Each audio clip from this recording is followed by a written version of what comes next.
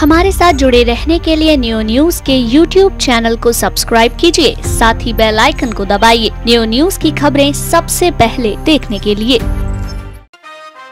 मैं मथुरा हूँ Govardhan special exclusive talk and cultural show के प्रायोजक हैं Spark Studies in leading institute for preparation of IIT, JEE NEET, AIIMS and foundation और सह प्रायोजक हैं Shri Siddh Vinayak group of institutions, Jamunawata, Govardhan road, Mathura और एसोसिएट्स हैं VY construction Govardhan, Maharaja group Govardhan, Babulal महाविद्यालय गोवर्धन, श्री गिरिराज मिष्ठान भंडार गोवर्धन, परशुराम शर्मा जिला पंचायत सदस्य वार्ड नंबर 18 भाजपा नेता और श्री ग्रुप मथुरा।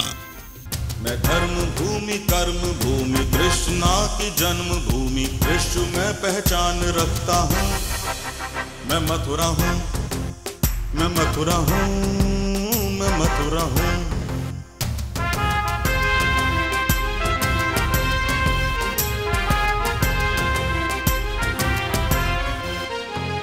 मैं प्रेम हूँ, मैं आस हूँ, मैं श्रद्धा का सैलाब हूँ, हर एक दिल में वास करता हूँ। मैं मथुरा हूँ, मैं मथुरा हूँ, मैं मथुरा हूँ।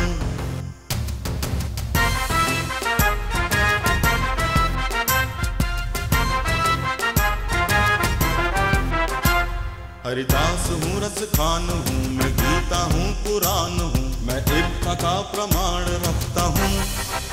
मैं मथुरा हूँ, मैं मथुरा हूँ, मैं मथुरा हूँ।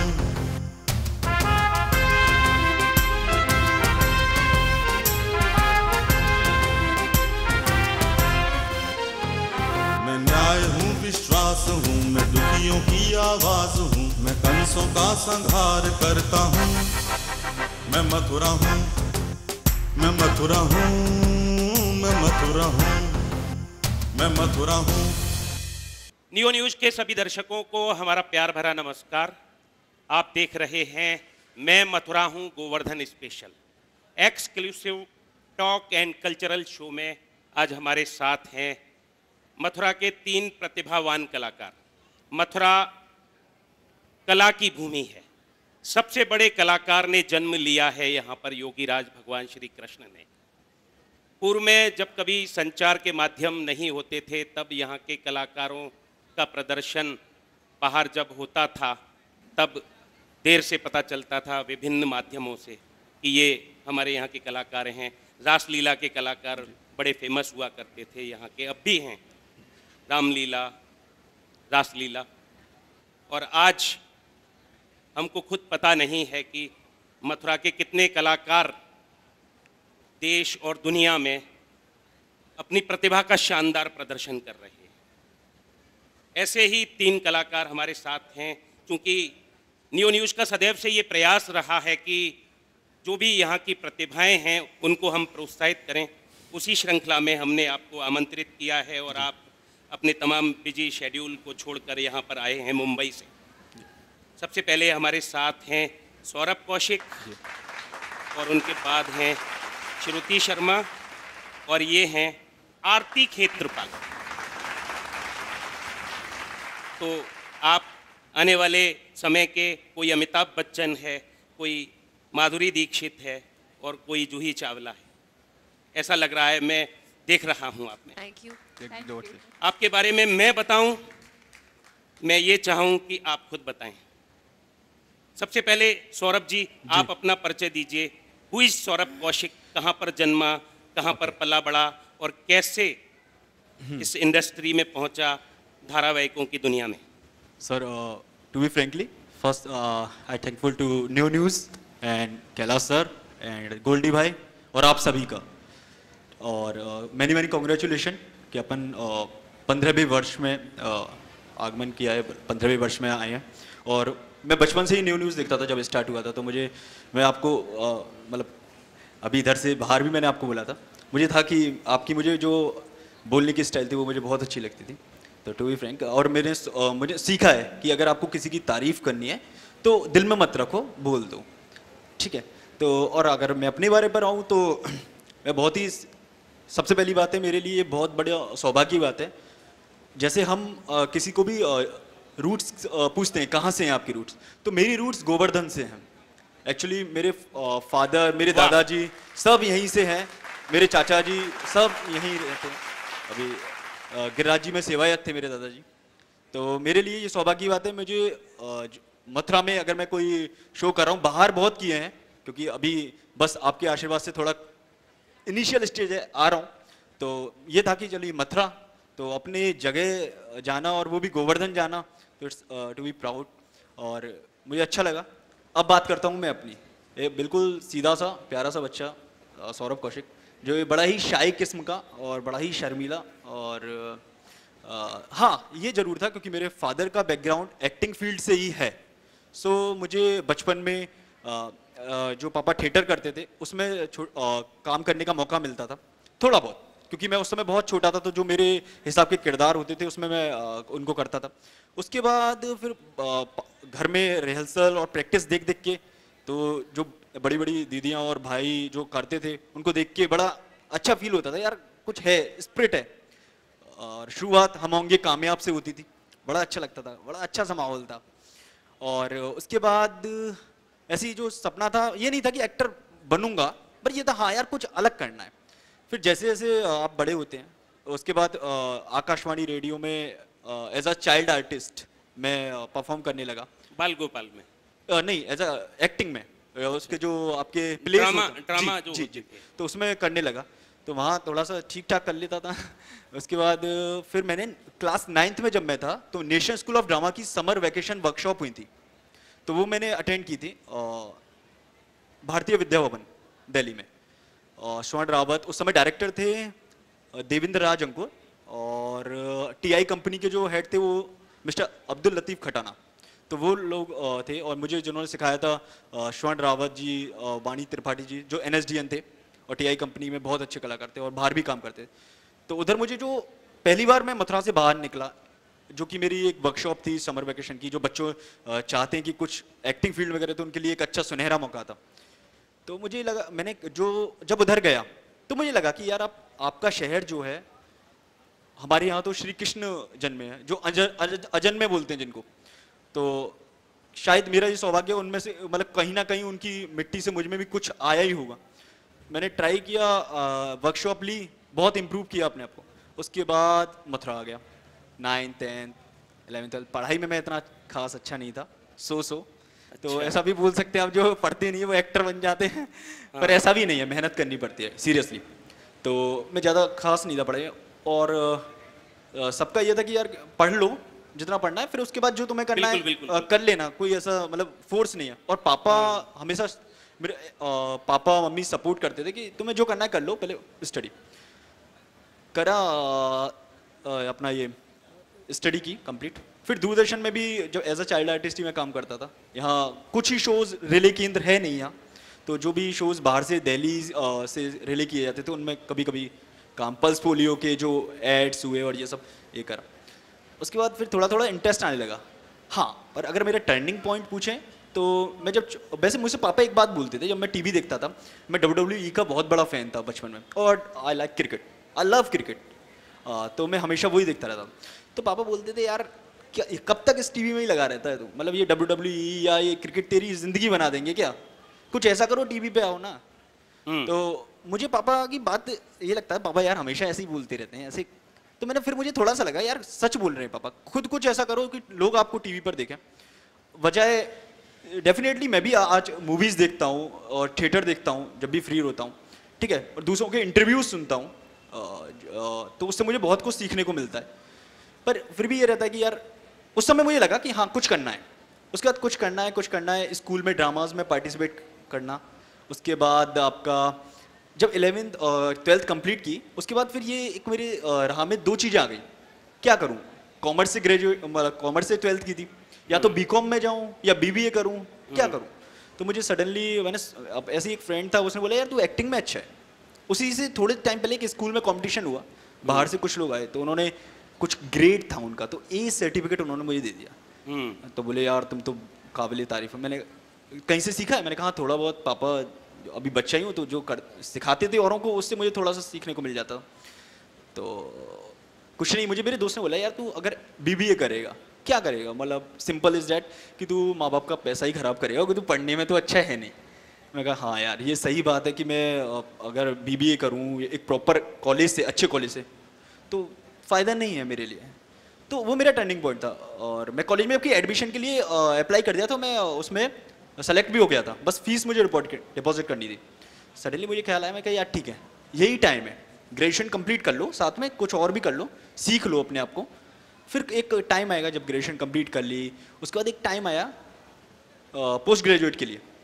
मैंने कहा अभी यार इतना मन नहीं है किसी कॉलेज में पढ़ के, और जो कॉलेज लाइफ जीनी है वो मुझे जीनी मन नहीं है मेरा, क्योंकि मुझे अपने आप को जो कॉलेज लाइफ जीनी है वो मैं चाहता था कि मैं करके जीऊँ, जो काम करना चाहता हूँ, जो मेरा सपना है, जो इन द सेंस कि जो मैं एक एक्टर बन के हर कुछ जी सकता हूँ, एक यूथ जनरेशन का भी पार्ट बन सकता हूँ, एक हो सकता है अपने से बड़ी उम्र का किरदार भी निभा सकता हूँ। तो मुझे ये था कि यार वो करना है। धीरे धीरे वो चीज़ें दिल में घर करने लगी, बस करना है। अभी रास्ते पापा ने बोला, मुझसे एक चीज़ बोली थी कि देख ये फील्ड बड़ी टफ है, कुछ टाइम के लिए शौकिया तौर पे करना है वो एक अलग चीज़ है, अगर इसको प्रोफेशन बनाना है तो भाई ये भूल जा तू कि हमेशा तू खुश रहेगा। कभी ऐसे भी दौर आएंगे, अप्स डाउन्स आते हैं कि आप कभी बहुत अच्छा कर रहे हो, कभी कुछ दिन हो सकता है 6 महीने आपको घर बैठना पड़े, क्योंकि हमारी इंडस्ट्री ऐसी ही है। आपको नए शो में, आपको नए जो आप कैरेक्टर चाहते हैं जिसको आप जी सको, या एक एक्टर का काम होता है हर कैरेक्टर जीना, पर कुछ कैरेक्टर ना उसके दिल के पास होते हैं जिससे कि वो बहुत अच्छी तरह काम कर पाता है।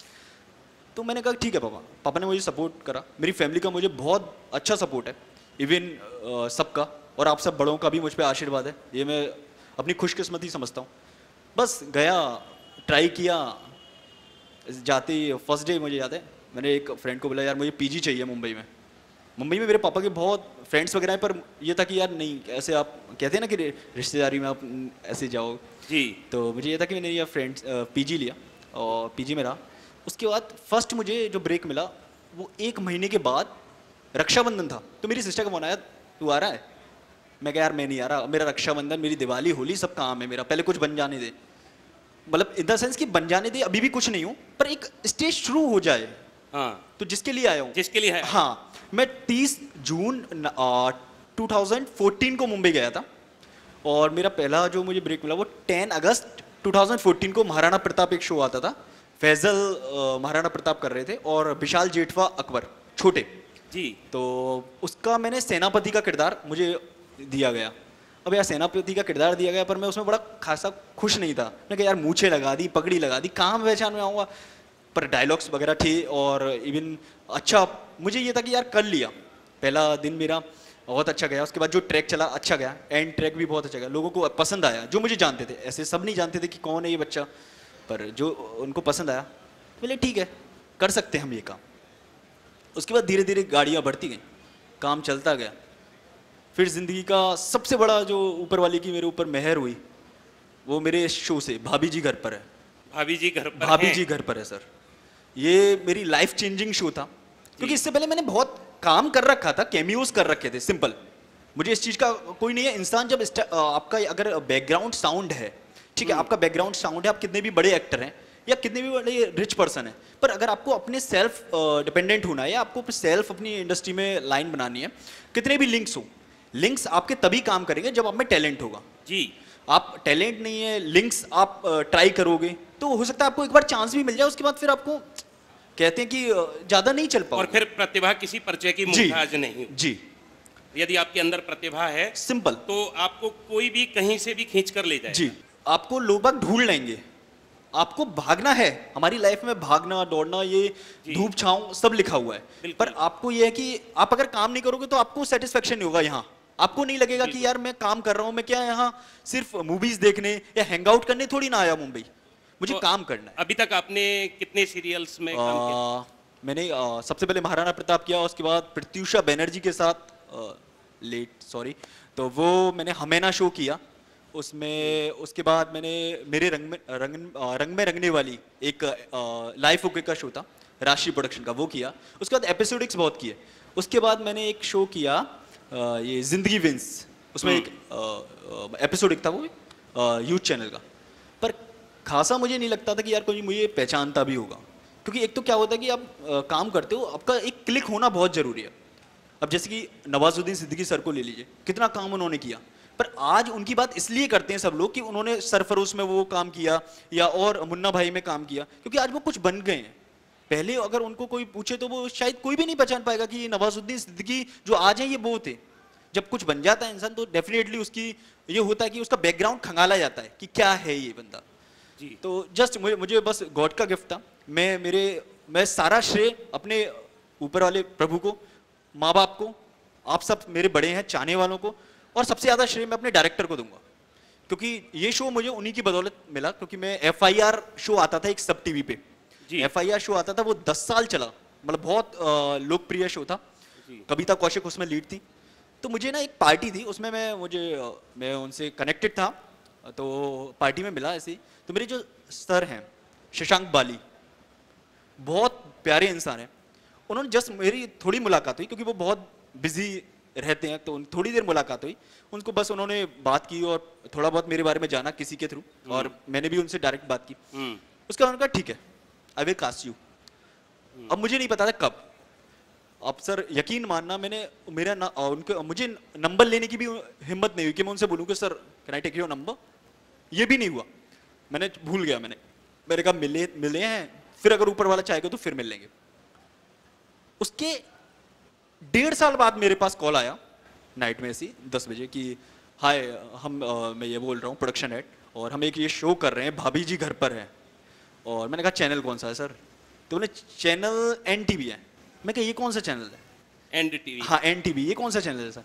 तो बोले नया है और पायलट शूट कर रहे हैं, ऐसा कर रहे हैं, ये कर रहे हैं, वो कर रहे हैं, और पायलट इसका हो चुका है मतलब एक तरीके से, और दोबारा से कुछ स्टार्ट कर रहे हैं। तो वो मैं कहा ठीक है। मैंने कहा प्रोडक्शन, तो उन्होंने बताया प्रोडक्शन।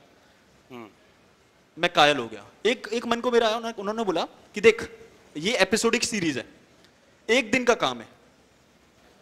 मैंने कहा यार नहीं करूंगा।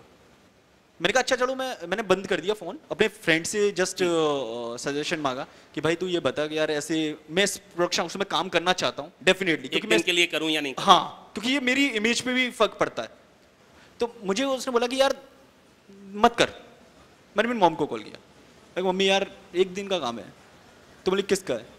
मैंने कहा FIR जिनका आता था। तो बोले पागल तू FIR इतना मतलब तू उसका फैन था शो का?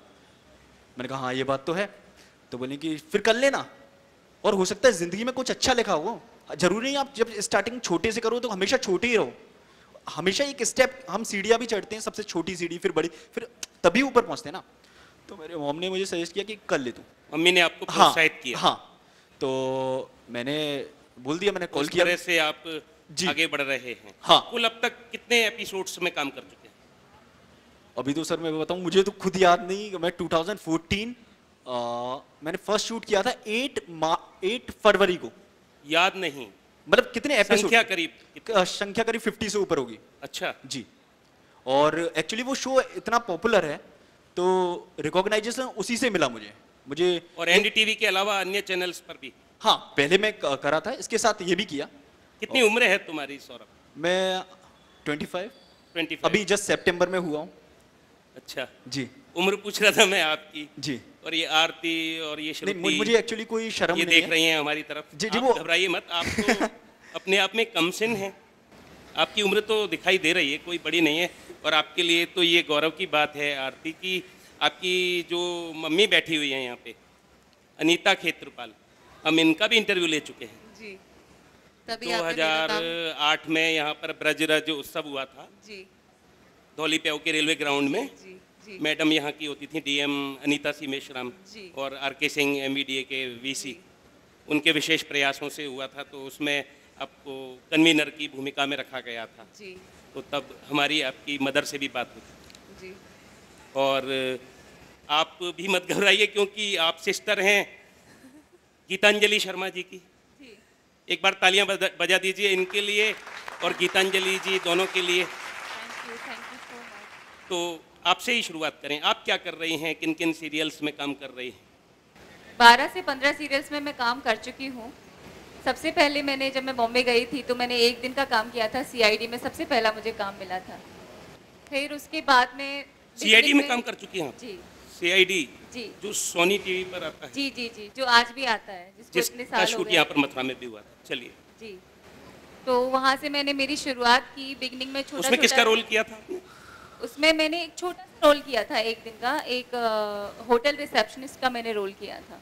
अच्छा, फिर उसके बाद में धीरे धीरे मुझे, क्योंकि बॉम्बे में काम मिलना बहुत बड़ा स्ट्रगल करने के बाद में काम मिलता है, वहाँ ऐसे किसी को काम नहीं मिलता है। हमें बहुत ऑडिशंस देने पड़ते हैं, हमें बहुत लुक टेस्ट देने पड़ते हैं, हम किसी कैरेक्टर में फिट हो रहे हैं नहीं हो रहे हैं, इट डिपेंड्स, फिर जाके हमको कहीं काम मिलता है। तो बिगनिंग में मैंने कैमियोज किए, छोटा छोटा काम मिला। फिर उसके बाद मुझे एक शो मिला सब टीवी का, हम आपके हैं इन लॉज, वो बहुत अच्छा चला, बहुत पॉपुलर शो था। उसके बाद मैंने तुम साथ हो जब अपने सोनी पल का किया। फिर उसके बाद कलर्स का मैंने शो किया, कभी ऐसे करो ना विदा। After that star plus again, तेरे मेरे सपने। तो जिस कैरेक्टर से मुझे बहुत अच्छी पहचान मिली, दैट वाज मेरे अंगने में निर्मला का कैरेक्टर मैं प्ले कर रही थी, and my mom's name is also Nirmala. तो it was a very great and good experience for me. वो कैरेक्टर मैंने किया, तो कहीं भी जाती थी तो लोग बोलते थे। मैं आपको मथुरा की एक घटना सुनाती हूँ।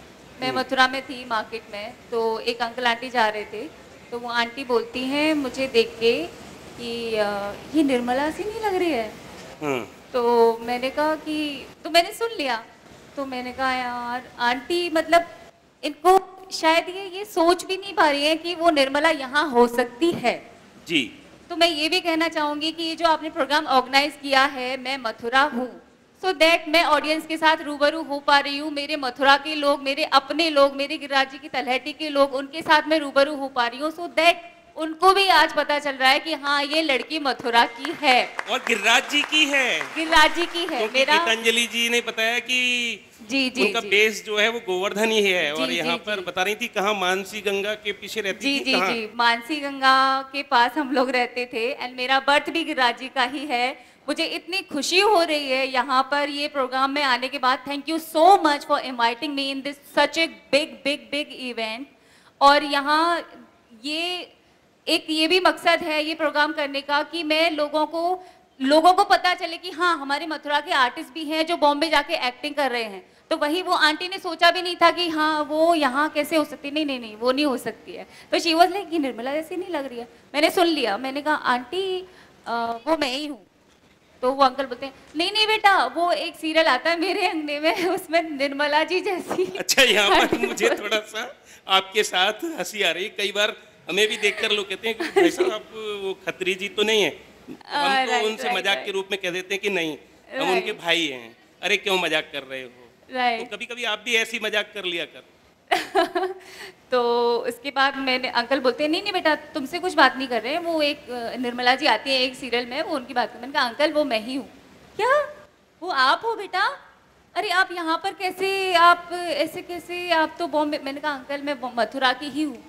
अरे बेटे आपसे मिलके बहुत खुशी हुई। उन्होंने फिर फोटोग्राफ्स वगैरह मेरे साथ खिंचवाए, and they were so happy कि मथुरा की लड़कियाँ बॉम्बे में काम कर रही हैं, इतना अच्छा सीरियल कर रही हैं। They were so happy and I was also very happy. फिर मुझे थोड़ा सा मलाल ये भी हुआ कि मैं काम कर रही हूँ और यहाँ के लोग मुझे देख के भी इग्नोर कर देते कि नहीं ये वो नहीं हो सकती है। तो दे शुड नो कि मैं मथुरा की होके, मैं गोवर्धन की होके बॉम्बे में काम कर रही हूँ, उनको भी पता चलना चाहिए। And thank you so much neo news कि ये प्रोग्राम आयोजित किया है, सो दैट इसके बहाने लोगों को पता चले कि श्रुति शर्मा है, मथुरा की है, गिरिराज जी की है, गोवर्धन की पैदाइश है, जो बॉम्बे में जाके एक्टिंग कर रही है और गिरिराज जी के आशीर्वाद से आगे बढ़ रही है। Thank you so much. और आरती जी, आप अपने बारे में क्या बताना चाहेंगी? इन्होंने तो बहुत कुछ छुपाया भी है, अभी नहीं बताया अपनी शिक्षा दीक्षा के बारे में, और फिर हमारे साथ समय की बाध्यता भी है। मैं एक आउटलाइन में, ब्रीफ में बताना चाहूँगी कि मैं दिल्ली से हूँ। मेरा स्कूलिंग आधा दिल्ली में हुआ है, आधा वृंदावन में, मथुरा में हुआ है, अमरनाथ स्कूल में जी। और मेरा कॉलेज भी दिल्ली में हुआ है। बट गिरिराज जी बर्न कहाँ हुआ है? हाँ जी, जन्मी कहाँ पर? जन्मी मैं दिल्ली में, बट मैं पली बड़ी। मदर तो यहाँ पर शिक्षाविद हैं। हाँ जी, बट मैं पली बड़ी वृंदावन में।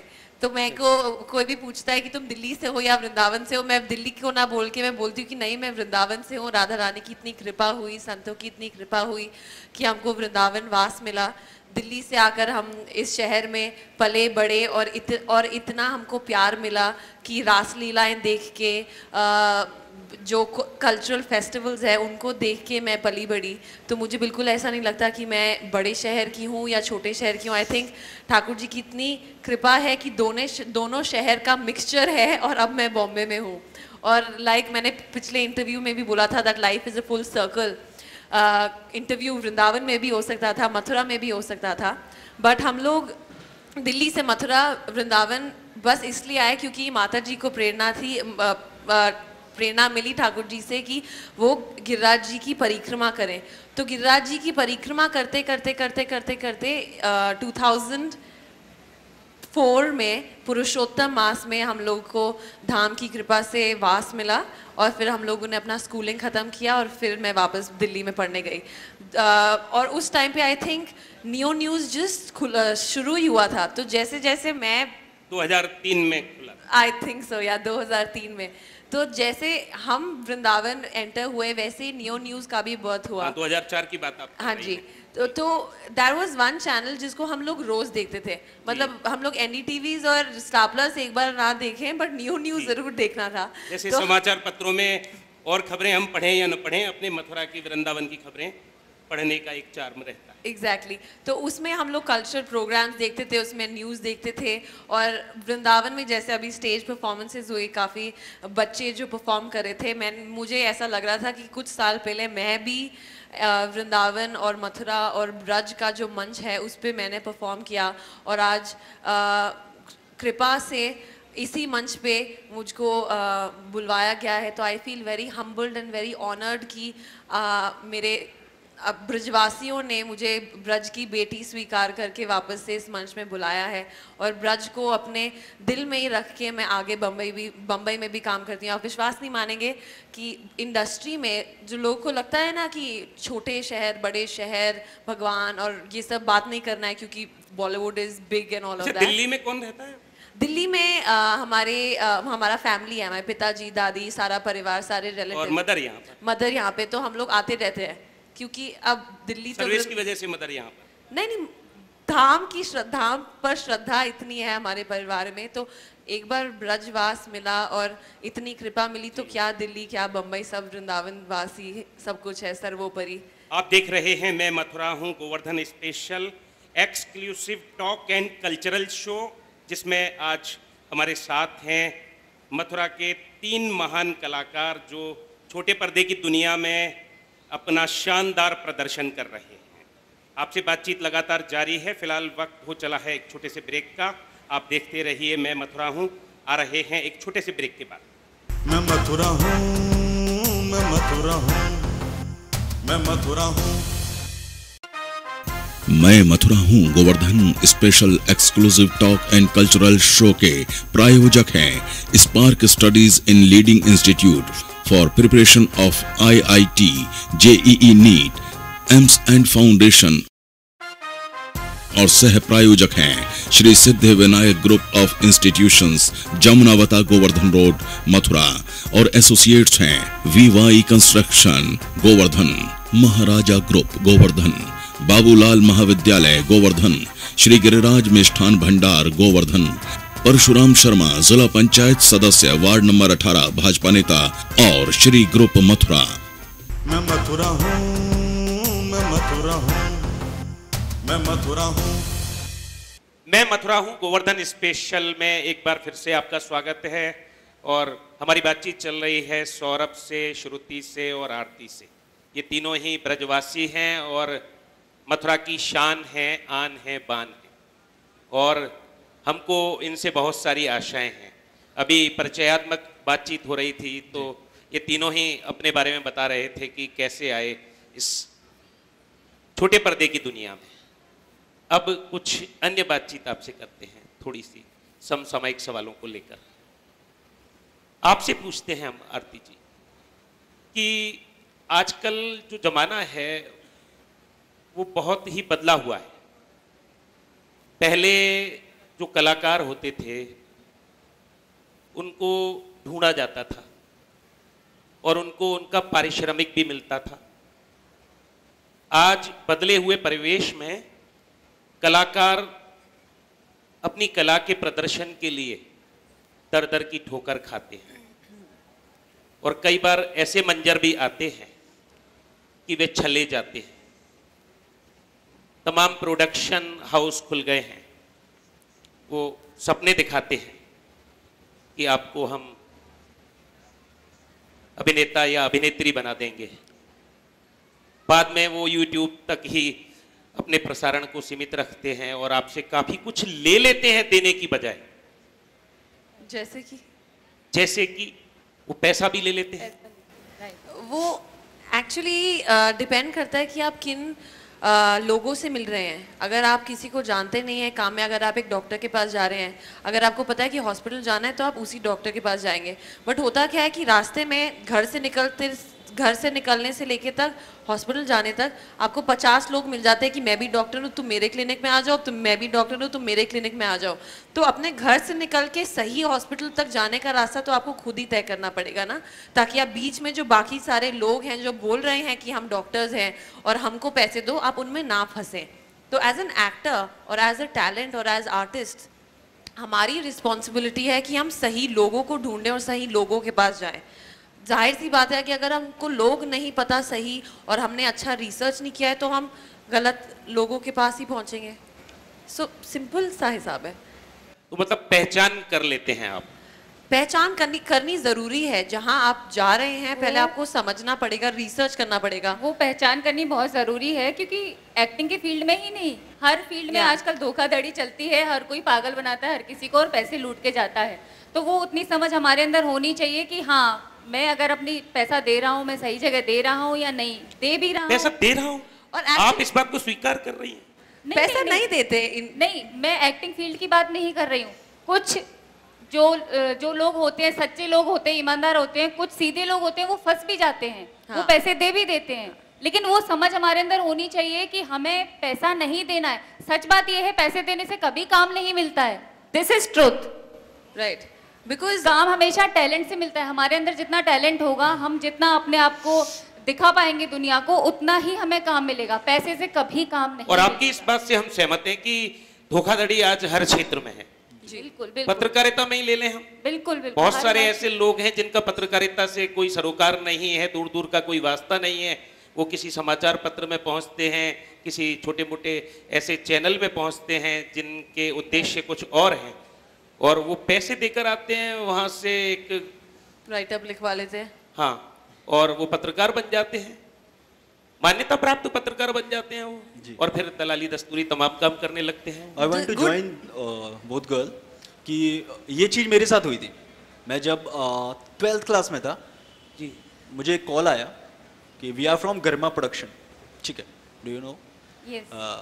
सो उधर से कॉल आया, एक हम शो कर रहे हैं, शो का नाम नहीं लूँगा, तो शो कर रहे हैं, बहुत पॉपुलर शो था वो, कि मैं ये बोल रहा हूँ casting actor and are you interested? तो मैंने कहा यस आई एम इंटरेस्टेड। अच्छा, तुम्हें मथुरा से मुंबई आने का ये सब? मैंने कहा ठीक है, एक पोर्टफोलियो बनवाना पड़ेगा ऐसा कुछ। अभी क्या, माँ बाप जब बच्चे जवान होते हैं तो कुछ थोड़ा बहुत ना माँ बाप की बात नहीं मानते, क्योंकि उनमें एक अलग उमंग और जोश होता है। तो मैंने बोला कि ठीक है मैं आ जाऊँगा। उन्होंने कहा एक पोर्टफोलियो कराना पड़ेगा। मैं कहा ठीक है।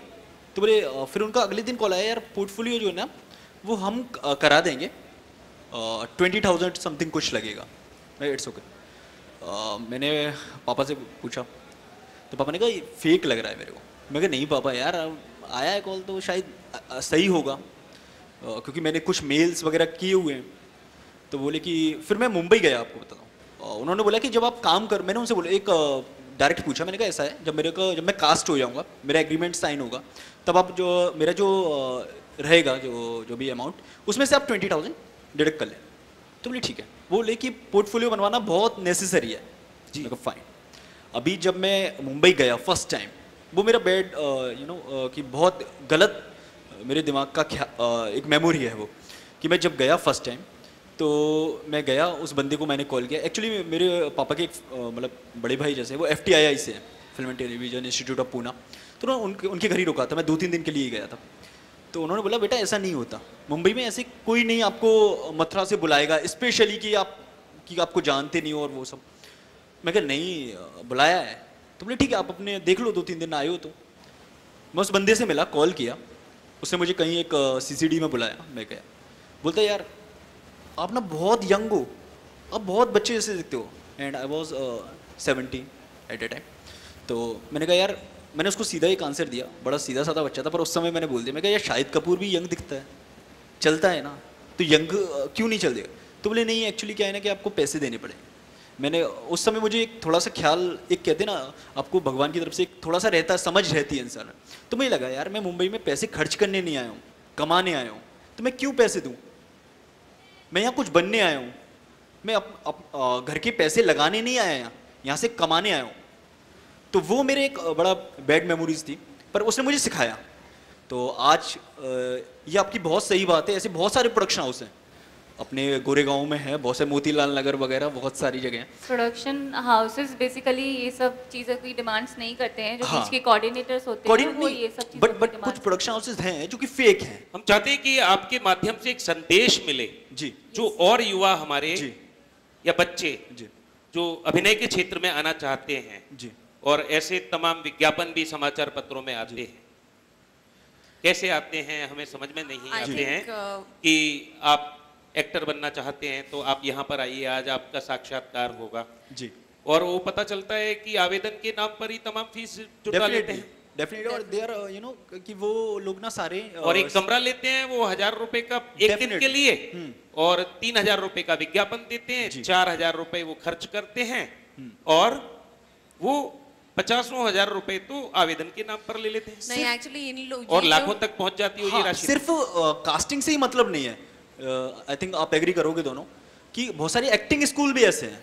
या there's a difference actually। बहुत सारे इतने सारे लोग हैं इन्वॉल्व उसमें, कोऑर्डिनेटर्स, एक कास्टिंग डायरेक्टर होता है। जब भी हमको काम मिलता है तो हमको ऑडिशन देना होता है कास्टिंग डायरेक्टर के पास, और कास्टिंग डायरेक्टर कभी भी हमसे पैसे नहीं लेता, हमसे किसी भी एक्टर से, बिकॉज अ कास्टिंग डायरेक्टर को एक फीस मिलती है प्रोडक्शन हाउस को एक्टर ढूंढने के लिए, तो वो अपनी फीस पे काम करते हैं, वो एक्टर से पैसे नहीं लेते। जो आपके एजेंट्स होते हैं जो आपको काम दिलाते हैं वो एक सर्टेन कट लेते हैं आपके अग्रीमेंट के बेसिस पे, बट आप auditions are absolutely free, talent is absolutely free, casting directors are getting the payment from the production house. तो जो बोलते हैं, और जो वर्कशॉप्स भी होते हैं वो भी बहुत रेप्यूटेड और गिने चुने वर्कशॉप्स होते हैं जहाँ पे लोगों को रिसर्च करके जाना चाहिए। नहीं तो आप जो बोल रहे हो कि एक कमरा ले लेंगे, बोलेंगे हम आपको 10 दिन में एक्टिंग सिखा देंगे, 1 लाख रुपए दीजिए या 50,000 दीजिए। क्रेडिबिलिटी देख के हमेशा टैलेंट को जाना पड़ता है कि मैं कहाँ जा रहा हूँ, मैं पैसे क्यों दे रहा हूँ, पैसे दे रहा हूँ तो मैं सही टीचर को दे रहा हूँ कि नहीं। पैसा तो आइडली कभी पिक्चर में ही नहीं आता है। तो जो बच्चे हैं, जो युवा हैं, उनको ये संदेश दिया जा सकता है कि बाबूजी धीरे चलना, जी, प्यार में जरा संभलना, काम में, बड़े धोखे हैं इस राह में। राइट, काम में। अच्छा, काम ही कर रहे हो आप जी, या कुछ आपको दाम भी मिल रहे हैं? जी सौरभ, डेफिनेटली अगर हम एक्टर हैं तो हम फ्री में तो काम करेंगे ही नहीं, क्योंकि इसका मतलब ये नहीं कि हमारा सपना है तो हम फ्री में कहीं काम करें। ये इसलिए जान रहे हैं we are a professionals, first thing is that. हमारा कोई ऐसा नहीं है कि हमें कोई शौक हो कि एक दिन का कोई काम दे दे हम कर लें और बस हो जाए हमारा सपना पूरा, वो टाइप का नहीं है। अभी हमारा सपने जो हैं, मैं एक बात जरूर कहना चाहूंगा सब मेरे भाइयों को और सब जो भी अपने ब्रज के लोग हैं, कि बच्चों को सपना देखना बहुत जरूरी है। जब तक आप बड़े सपने नहीं देखोगे तो वो आप कर ही नहीं सकते ड्रीम को फुलफिल। सपने देखो और उन्हें पूरा करो, पर पूरा करने के लिए थोड़ी मेहनत ज्यादा करनी पड़ती है। तो ये है, और जोश के साथ होश भी रखो, क्योंकि सिर्फ जोश रखोगे तो शायद हो सकता है आप बहुत बड़ी मुसीबत में फंस सकते हो, जैसे ये fake production houses, fake acting schools, ये आप। और अभी तो जो बातें हम नहीं कर रहे हैं यहाँ पर, कुछ हमारी भी मर्यादाएं हैं। जी श्योर, वो कुछ होता है या अभिनय के क्षेत्र में डेफिनेटली।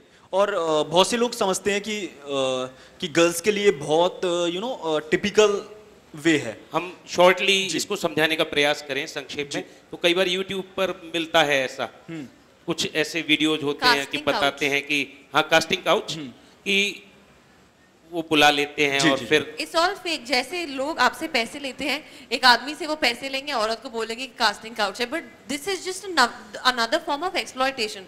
तो आपको अपनी आंखें खुली रखनी पड़ेंगी कि आप किसके पास जा रहे हैं। आप दोनों से पूछूं मैं अगर, और पूछूंगा अभी इससे संबंधित एक प्रश्न। इससे पहले सौरभ जी, आप एक्टर हो जी, इसका क्या प्रमाण है आपके पास? इसका प्रमाण सर मुझे किसी को ये दिखाना नहीं है कि मैं एक्टर हूँ।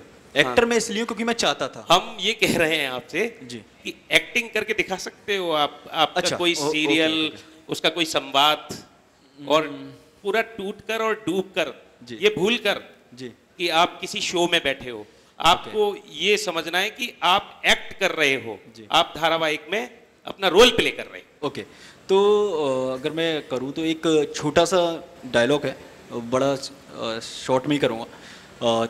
एक स्टोरी थी, शायद सबने देखी होगी, भाभी जी घर पर है में सफाई अभियान की स्टोरी चली थी। अच्छा, भाभी जी घर पर हैं। हालांकि देखिए आजकल सीरियल्स इतने आते हैं और हम जैसे लोग तो बिल्कुल ही नहीं देख पाते। जो महिलाएं वे ज्यादा देख पाती हैं, उनके पास समय भी होता है जी, और महिलाएं भी वे जिनके घर में नौकर चाकर होते हैं, उनको काम नहीं करना पड़ता। बाकी हम जैसे लोग तो ये है कि अपना चैनल देख लें, यही बहुत है। लेकिन भाभी जी घर पर हैं। हमारे एक भतीजे की शादी हुई गुजरात में, तो वहां पर आपका डायलॉग, उसके साथ के फ्रेंड्स आए थे, वो दिल्ली में था। ओके, तो वो कह रहे थे कि भाभी जी घर पर हैं शादी में। तो आज हमें पता चला कि वो भाभी जी घर पर हैं वाला जो सीरियल है उसके आप एक्टर हैं। जी, आपको एक सच बात बताऊं, ऐसा नहीं है, मैंने माना डेली सोप्स जो होते हैं वो गर्ल्स या लेडीज ज्यादा देखती हैं, पर भाभी जी घर पर है शो जो है, आप मतलब लोग मांगना क्रेजी हैं। आपने देखा श्रुति?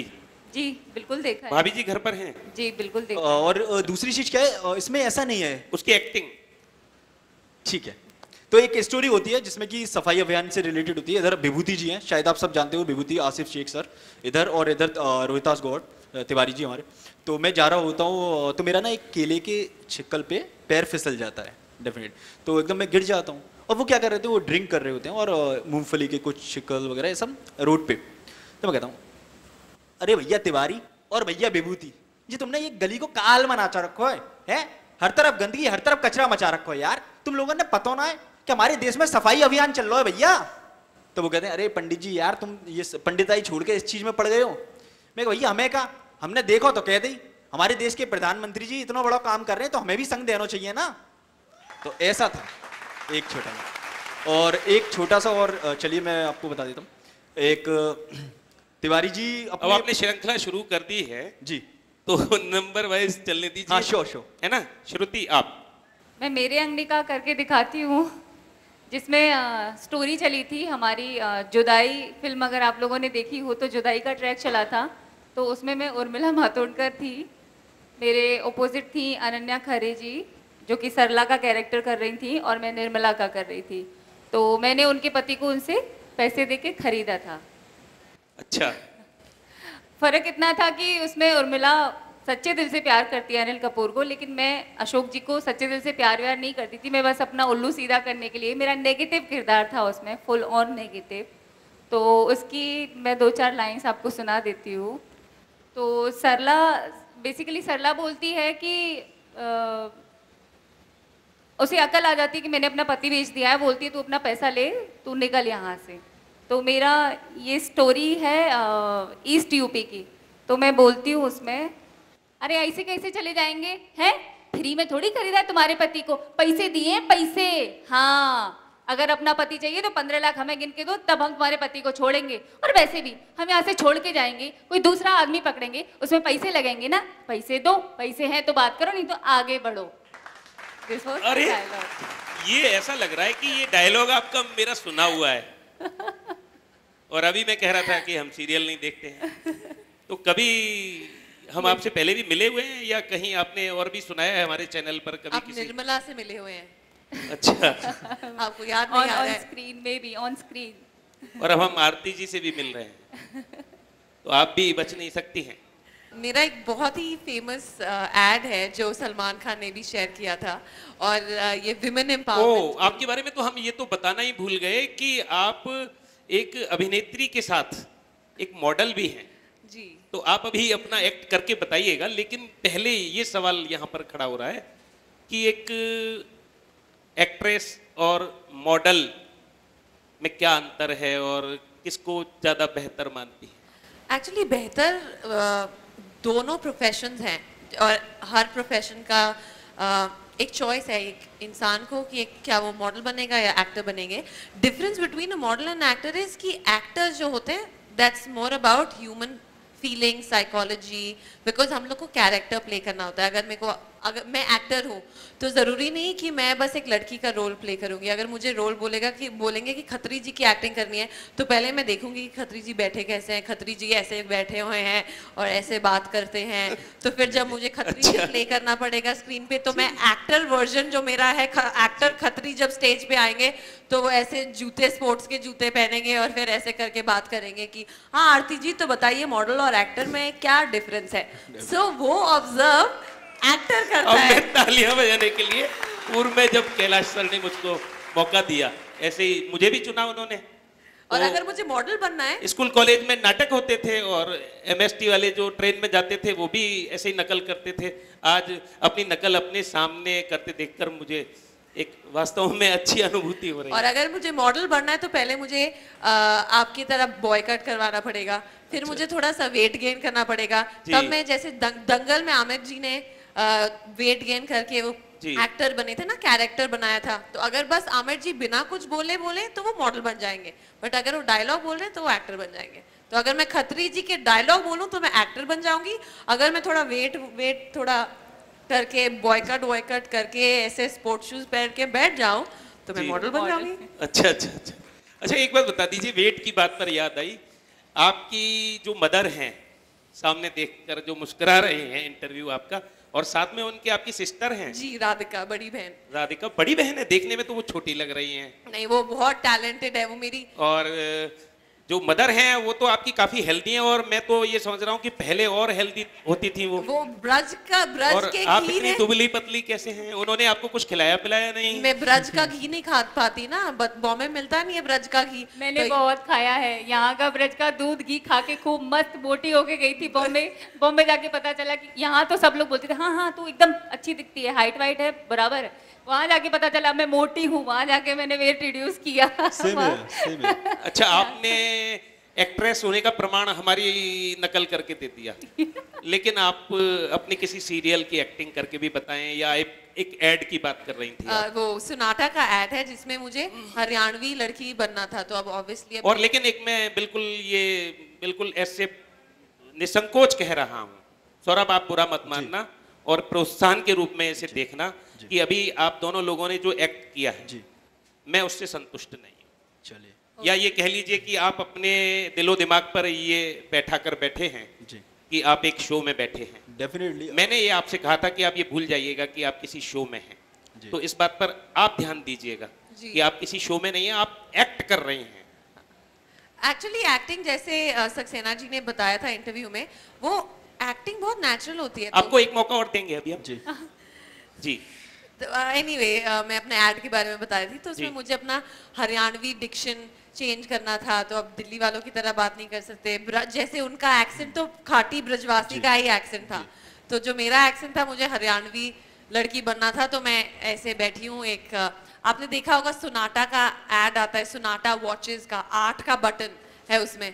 तो मैं और मेरी सहेली बैठे हुए हैं बस स्टॉप पे और हम बात कर रहे हैं। एक लेडी आती है अपने हस्बैंड के साथ, कहती है कि कहाँ जा रही हो? तो मैं कहती हूँ कि नेशनल सिलेक्शन हो गया है हमारा और हम जा रहे हैं रोहतक, सिलेक्शन पास कर लिया। तो अभी एक्ट नहीं कर रहे हैं आप, भूमिका बता रही हैं, ठीक है ना? तो 11 बज रहे होते हैं। तो वो कहती हैं कि अरे बट तुम्हारे भाई चाचा अरे एक्ट करके बताइए ना। अरे तो आपको भाई तो बनना पड़ेगा ना। Actually sir I interrupt, act करने के लिए एक भूमिका बनानी पड़ती है। सिंगर जो है गाना गाकर परफॉर्म कर सकता है, डांसर डांस करके परफॉर्म कर, पर एक्टर को ना एक थीम और उसका जो बेस है, आपका जो एटमॉस्फेयर है वो बहुत डिपेंड करता है। मैं कोई मोनोलॉग या ऑडिशन मतलब एक देना अलग चीज होती है, उसके लिए भी बड़ा फील करना पड़ता है। अगर हर कोई इंसान ऐसा कर ले तो शायद सब में टैलेंट होता है तो उसको इम्प्रूव करना होता है। कंडीशन बहुत डिपेंड करती है। अभी मैं यहाँ ऐसे बैठ के हाँ मैं सीरियस हो जाऊँ, क्या कह दिया आपने? मेरे यहाँ लगी है यहाँ, तो मुझे करना पड़ा ना, मुझे सोचना पड़ा 1 सेकंड के लिए। आप शुरू हो जाओ। हाँ। आपके अंदर अब एक्टर जाग उठा है। अच्छा चलिए, बहुत अच्छी मिमिक्री की उन्होंने। मुझे आपका एक डायलॉग याद है, जब मैं बचपन में आपको देखा, मैं योगेश खत्री कैमरामैन डब्बू के साथ। ये आपके डब्बू जी कहाँ हैं? वो मुझे मिलवाइए आप। डब्बू जी हैं, हमारी बहुत सारी व्यवस्थाएं संभालने जी, नेटवर्क में जी। ही हैं। तो वो मुझे बड़ा आपका याद था। हाँ, अगर एक एक्ट की बात है तो अगर जो हम एक्ट सीरियल्स में करते हैं उसमें क्या होता है, सिचुएशन, क्लोजअप, मास्टर, सब चीज अलग अलग होती है। तो हमारे दिमाग में रहता है कि हमें ये कैरेक्टर, हमारा ये एक एटमॉस्फेयर क्रिएट करना और है। एक्चुअली क्या होता है कि हम जब एक्टिंग कर रहे होते हैं, बाद में एडिटिंग होती है, म्यूजिक ये वो सब ऐड होके जब वो आता है प्रॉपरली, तो वो प्रॉपर दिखता है, वो ऐसे दिखेगा नहीं। हम ऑडिशन पे जाते हैं रोज, उसमें हमको बोलते हैं चलो एक्टिंग करके दिखाओ, बट उसमें पहले स्क्रिप्ट देते हैं। फिर देखिए, घड़ी character की देखते सुई हैं। बहुत आगे बढ़ चुकी है और अब ज्यादा समय नहीं है, 1-2 मिनट शेष हैं।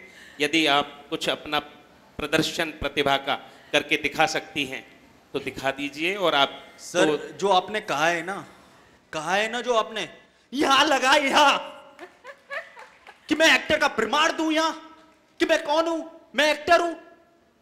कोई किताबों में लिख के नहीं देगा कि वो एक्टर है। उसकी आंखों से, उसके दिल से पता चलेगा कि वो एक्टर है। उसकी रूह बताएगी, उसका दिल का जज्बा बताएगा कि वो एक्टर है।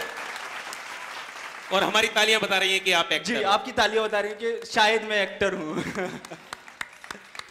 कोई सीरियल का आपका कोई एक छोटा मोटा संवाद ही, जैसे सौरभ ने तो दिल खुश कर दिया, अभी श्रुति का और आपका थोड़ा सा, बस 1 मिनट का समय मात्र, 30-30 सेकेंड। सो मैं वही अपना लाइन बता देती हूँ उसके सोनाटा वॉच का। 8 का बटन दबाना है 2 बार, चुने हुए 10 लोगों को लोकेशन के साथ डायरेक्ट मैसेज।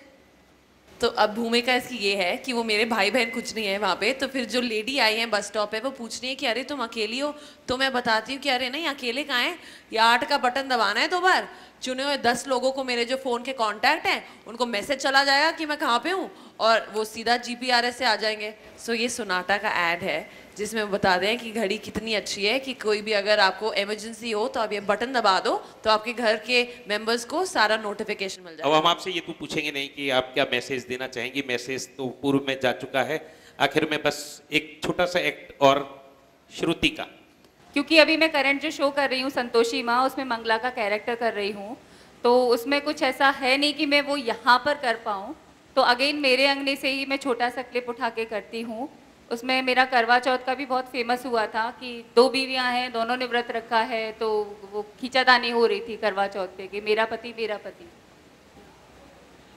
तो उसमें मैं अम्मा जी के घर पे जाती हूँ, अम्मा जी मतलब मेरी सौतन की माँ, उनके घर पे जाती हूँ और उनसे बोलती हूँ। वो बोलती हैं कि तू यहाँ नाटक क्यों कर रही है, यहाँ से जा।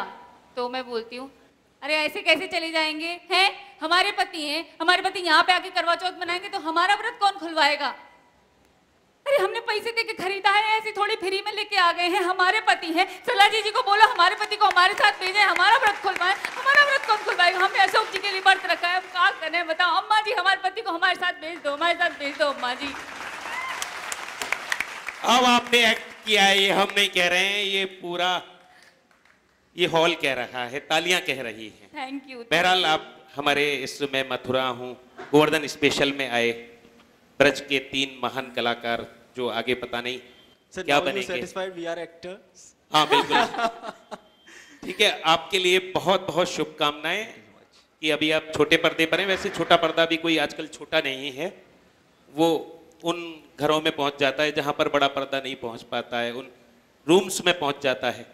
तो आप अपने आप को छोटा मत समझिएगा, बड़ा समझिएगा। और हम उम्मीद करते हैं कि आने वाले दिनों में आपको बड़े पर्दे के जो डायरेक्टर्स हैं, प्रोड्यूसर्स हैं, वे भी मौका देंगे और आप अपनी प्रतिभा का और अधिक शानदार प्रदर्शन करेंगे और मथुरा का नाम और अधिक रोशन करेंगे। आपके लिए बहुत बहुत शुभकामनाएं। थैंक यू तो अभी सो तक मच। हमारे साथ रहे मथुरा के 3 उभरते कलाकार जो आजकल छोटे पर्दे की दुनिया में अपनी प्रतिभा का शानदार प्रदर्शन कर रहे हैं, सौरभ कौशिक, श्रुति शर्मा और आरती क्षेत्रपाल। अभी मैं अपनी मूवी पे भी काम कर रही हूँ, तो ठाकुर जी की कृपा से पर्दा बड़ा होता जा रहा है। बहुत बहुत धन्यवाद आपका, आप हमारे शो में आए। Thank you. और थैंक यू। आखिर में बहुत बहुत शुभकामनाएं पुनः आपको आपके उज्जवल भविष्य की। तो आप देख रहे थे मैं मथुरा हूं का गोवर्धन स्पेशल। हमारा ये प्रोग्राम अभी जारी है, आप देखते रहिए नियो न्यूज। नमस्कार। मैं धर्म भूमि कर्म भूमि कृष्णा की जन्म भूमि विश्व में पहचान रखता हूँ। मैं मथुरा हूँ, मैं मथुरा हूँ, मैं मथुरा हूँ।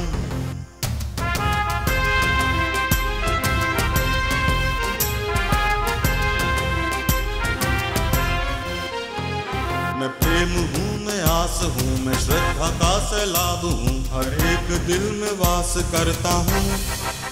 मैं मथुरा हूँ, मैं मथुरा हूँ, मैं मथुरा हूँ।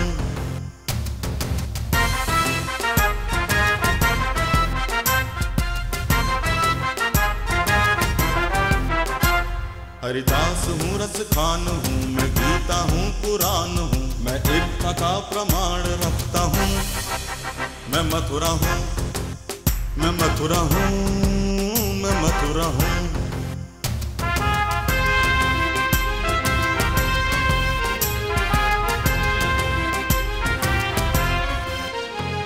मैं न्याय हूँ, विश्वास हूँ, मैं दुखियों की आवाज हूँ, मैं कंसों का संहार करता हूँ। मैं मथुरा हूँ, मैं मथुरा हूँ, मैं मथुरा हूँ, मैं मथुरा हूँ।